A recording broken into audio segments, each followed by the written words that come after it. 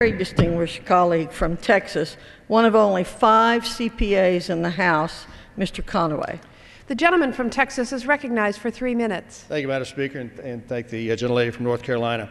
I want to talk to 2 aspects of this rule. One that sets up the vote on a trick that allows us to vote on the son of stimulus bill that will be coming before us later on this afternoon, and that is voting having stripped out the Senate amendment to H.R.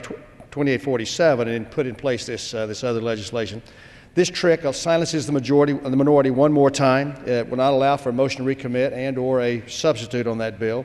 This legislation of some $150 billion was apparently thrown together in the dark last night, posted on the internet about 11:10. So we are now 12 hours and 25 minutes into being able to study this bill. Again, thrown together. It will increase the deficit in spite of the rhetoric that says we're going to use TARP money to do that. The intent of TARP all along was, once it was paid back, was to be back into the Treasury to reduce the amount of money we have to borrow and or reduce the deficit. There are 2 provisions in this slush fund, in this bill, that you need to be aware of. One is it creates additional billion-dollar spending in the Barney Frank Trust Fund, a housing slush fund, and makes ACORN available to get back in the game. Much to the chagrin of this body as we voted on. It also replaces the $2 billion in cash for clunkers money that came out of the stimulus bill last summer. We were on the floor when the proponents of the cash for clunkers said this will not increase the deficit because we'll take it out of the stimulus money.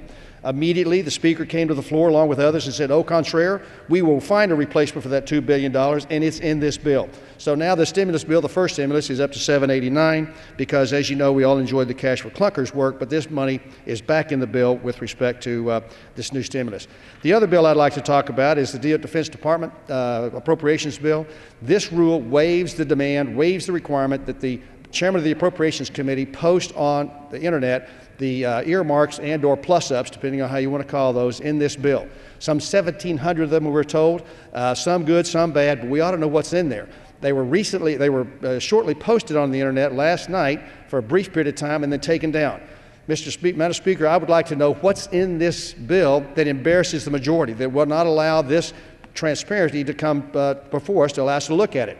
Like I said, I'm not against or for any of those necessarily, but we don't know what they are. And by not posting them until after this bill is voted on sometime between now and the end of the year, we're going to be voting blind one more time at the specific request of the majority.